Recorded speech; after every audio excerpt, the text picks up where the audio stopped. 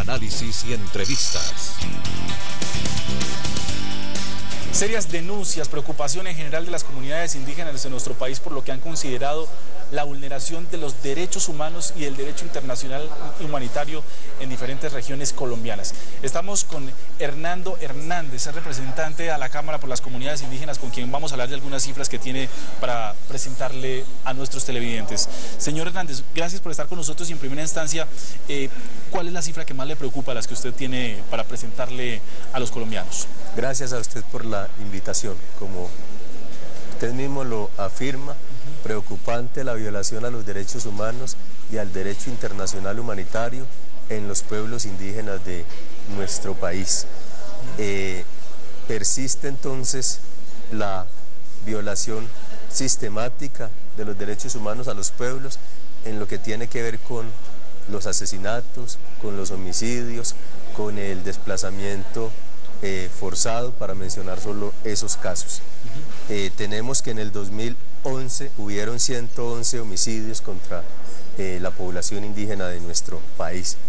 Se acrecienta el fenómeno porque en el 2010 teníamos 75 casos y para no ir muy lejos, el fenómeno del secuestro de una indígena de Los Pastos en uno de los municipios del departamento de Nariño, cuyo sobrino es candidato a la alcaldía de las elecciones atemporales que van a haber en ese municipio, porque el alcalde indígena que había sido electo, que había ganado las elecciones pasadas, fue asesinado el 31 de diciembre. ¿Qué es lo que pasa allá? La masacre que ha ocurrido en el municipio de Santander de Quilichao, donde murieron 5 indígenas nasa.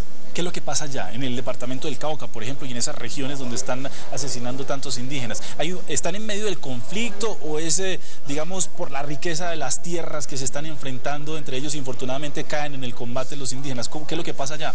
Bueno, yo pienso que hay 3 elementos políticos que tienen que ver con que se esté aumentando y persista la violación de los derechos humanos contra los pueblos indígenas de nuestro país.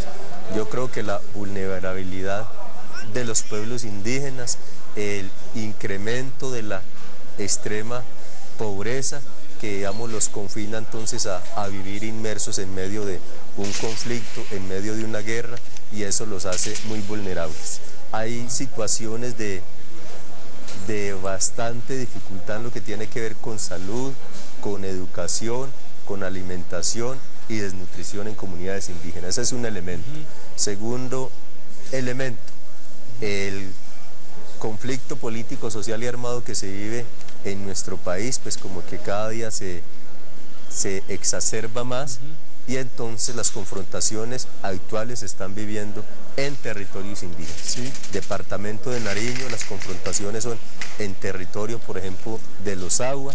Las confrontaciones en el departamento del Chocó son en tierras indígenas, las confrontaciones en Antioquia y en Córdoba, y las confrontaciones fuertes en el norte del Cauca son en el pueblo nasa. Eso hace entonces que la población indígena esté inmersa en medio de un conflicto, esté inmersa en medio de los 2 grupos o bandos en confrontación, la guerrilla y el paramilitarismo y las fuerzas del Estado. La intervención de las multinacionales que ustedes tanto han denunciado, ¿cómo está operando esa situación en el país en este momento y en especial frente a las comunidades indígenas? ¿Hay vulneración de los derechos humanos por parte de estos equipos de trabajo internacionales? Y hay otro tercer elemento muy importante que tú acabas de mencionar.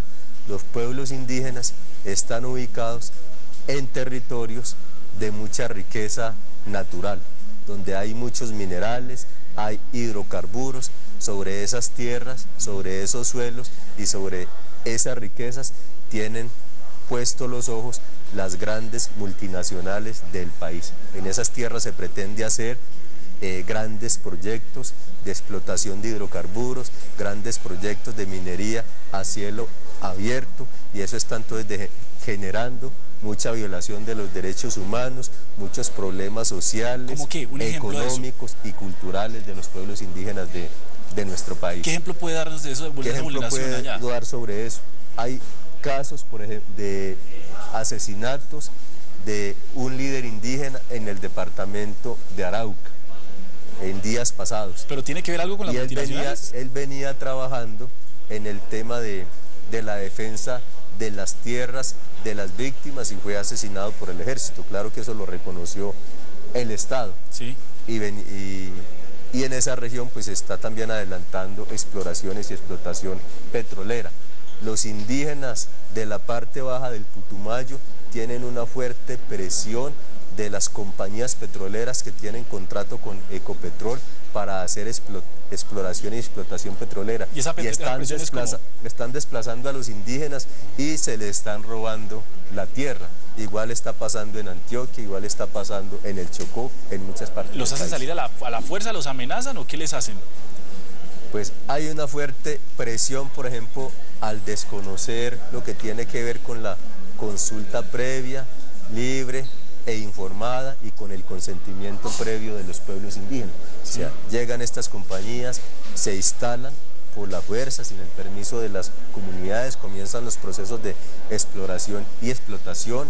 Digamos que hay copamiento también militar para garantizar la seguridad de estas comunidades y entonces ahí se vulneran todos estos derechos.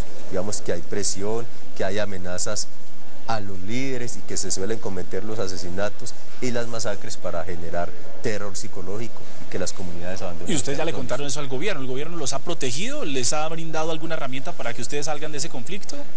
Bueno, a pesar de eso, y digamos como es costumbre y definición de las organizaciones indígenas en nuestro país, la idea, digamos, es solucionar todos esos problemas a través de la concertación, a través del diálogo.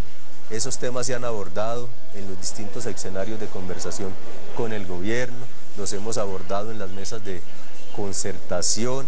Existen pues los derechos fundamentales y especiales para proteger a los pueblos indígenas, existen también todos estos mandatos, todas estas sentencias de la Corte Constitucional, el auto 004 y otras medidas que ordenan de inmediato al gobierno proteger y salvaguardar la vida de estos pueblos. Sí. Pero pienso que no se está haciendo y no se están tomando las medidas pertinentes, porque las cifras demuestran que la vida de los pueblos indígenas pues sigue estando en alto riesgo porque se incrementa la violación de los derechos humanos. Señor Hernández, muchas gracias por estar con nosotros en Canal El Tiempo y esperamos que pronto se escuchen estos llamados que ustedes están haciendo para que exista una solución en torno al fenómeno. Bueno, agradecer a usted el Canal y El Tiempo y a todas las personas que nos han visto por este importante medio de información. Es Hernando Hernández, representante de la Cámara por las Comunidades Indígenas, poniendo conocimiento, pues más que poner en conocimiento, mostrando su preocupación con respecto a una serie de cifras que hablan de vulneración de los derechos humanos y el derecho internacional humanitario entre las comunidades indígenas colombianas. Recuerde, usted elige quién le cuenta las noticias.